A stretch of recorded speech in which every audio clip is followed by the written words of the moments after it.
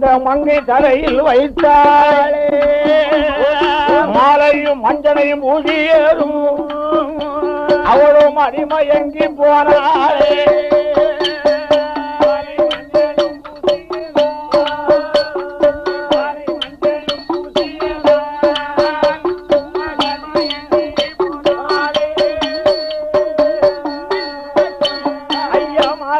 மயங்கியவள்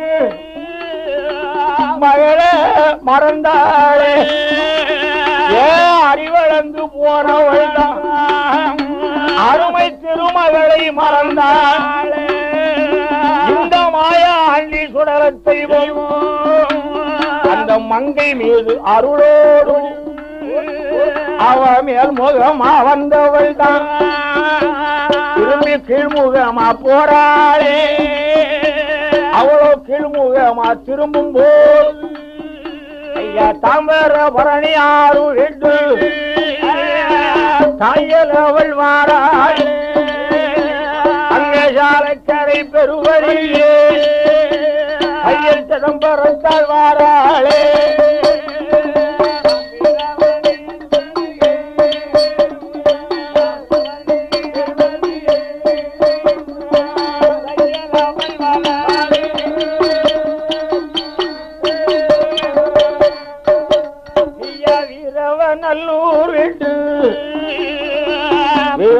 நல்லூர் வீட்டு விரைந்து ஓடி வாராளே சுடரையுட அருளோடு சிதம்பரத்தாள் வாராளே இரவநல்லூர் விளக்கும் விட்டு புதுக்குடி பாதையாக காரக்குறிச்சி விளக்கும் விட்டு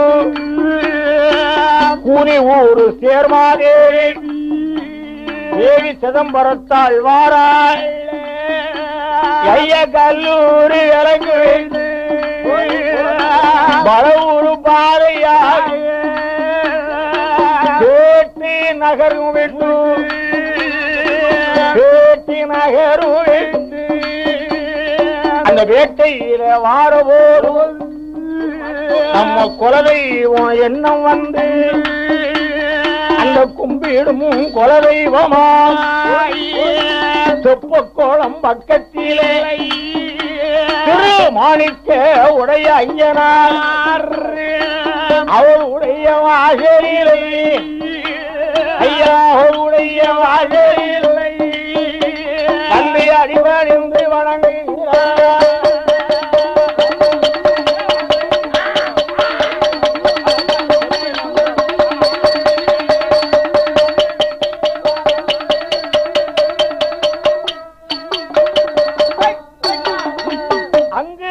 தெய்வத்திலே சக்கமாடன் தளவாமாடன் சக்கமாடன் தளவாமாடன் சப்பாரி மாடனோடு சோழச்சி என்பவளும் சிறந்ததொரு தெய்வங்களும் பேட்டி பிரம்மராட்சதையும் இல்லப்ப சுவாமியும் 61 வந்தி தெய்வ கூட்டம் அத்தனையும் பணிந்து விட்டு அருளோடு வாராளே மாயாண்டி சுடர தெய்வம் எங்க ஊர்காட்டு சுடர தெய்வம் உத்தமி பின்னாலே தொடர்ந்து வாராள் பேட்டை நகரம் விட்டு சத்தியநல்லூர் பாறை கூடி உடையார் வெட்டி விளக்கு விட்டு சேந்தி மங்கலம் தன்னறியே அந்த சிங்காரி வாரபோரு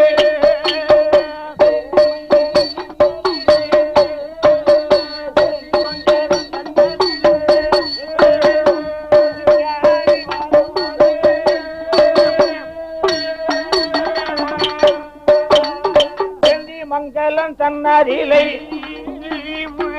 ஆற்றங்கரை ஓரத்திலே ஒரு ஆலமர பக்கத்தில் யாரு இருக்கா தெரியுமா? ஐயா முண்டமா உருண்டவர் முண்ட சுவாமி என்பவர் நம்ம அண்ணனான சுடலை செய்வோம். இந்த ஆத்தாரோடு போறதினால் நாம கூட போயணுமே. இங்க நல்ல ஒரு முண்ட சுவாமி சிதம்பரத்தால் பின்தூழ்ந்தார் தெய்வமான முண்ட சுவாமி.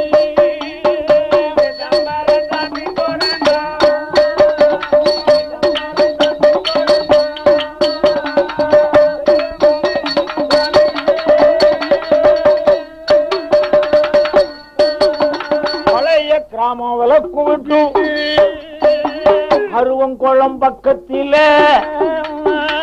படாரி அம்மனை மூன்று முகம் கொண்டவள் தான் நம்ம முப்புறத்தை ஆண்டவள் முப்படாரி அம்மனை வணக்கம் செய்து முய்குழல் வாராள். அவளுடைய ஊரறிலே அருவங்குளம் தன்னறிலே அழகுடனே வாரபோல் அவருடைய மாளிகையில் அங்கிருக்கும் நாளையிலே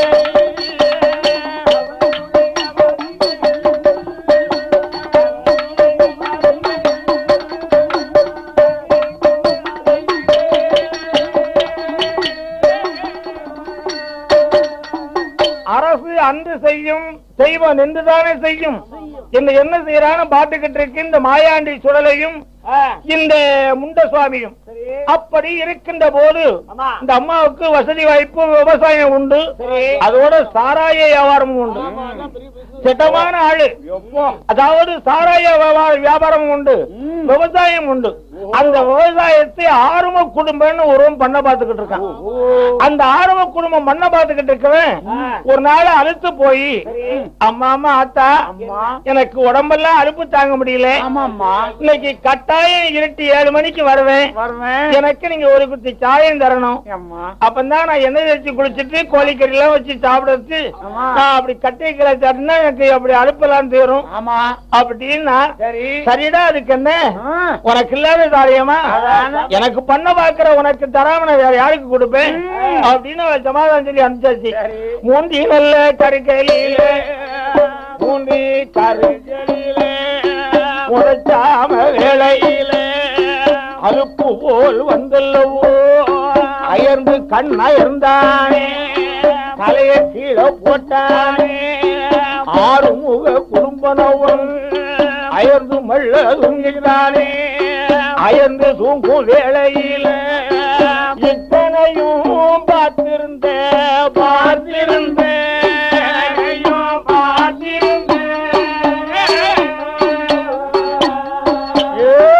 ஈசன் மகன் சுடலத்தை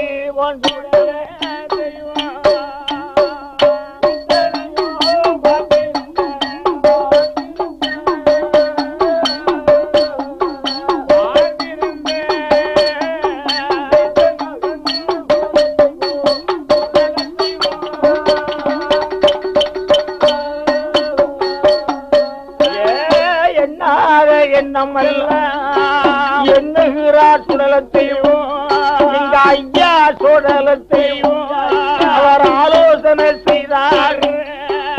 ஆறுமுக குடும்பனை போ ஐயா சுடலை வடிவம் கொண்டு 7 மணி இருக்கும் ஈசன் சுடலை வந்து அத்தா சிதம்பரத்தா அம்மையே நாச்சியாரே நாச்சியாரே நாச்சியாரே இந்த குடும்பனா வந்திருக்கேன் தாரையற்ற தாருங்களே என்று சொன்ன வேளையிலே ஏறு சொல்வார் ஒரு முகமாய். வெளியில பெரியவர் ஒரு ஆள் படுத்திருக்காரு. ஆமா படுத்திருக்காரு. அந்த பெரியவர் என்ன சொன்னாரு, இது சத்தம் வேற தெரியுது. சிதம்பரத்தா சத்தம் வேற மாதிரி தெரியுது, குடுக்காதேன்னா. அப்போ பயந்து போய் எப்ப சாரியம் எல்லாம் இல்லையே காலி ஆயிடுதுன்னா. அப்ப எங்க மாயாண்டி சொன்னார், எம்மா நாச்சியார என்ன இப்படி வச்சுக்கிட்டு இல்லைன்னு சொல்றீங்க,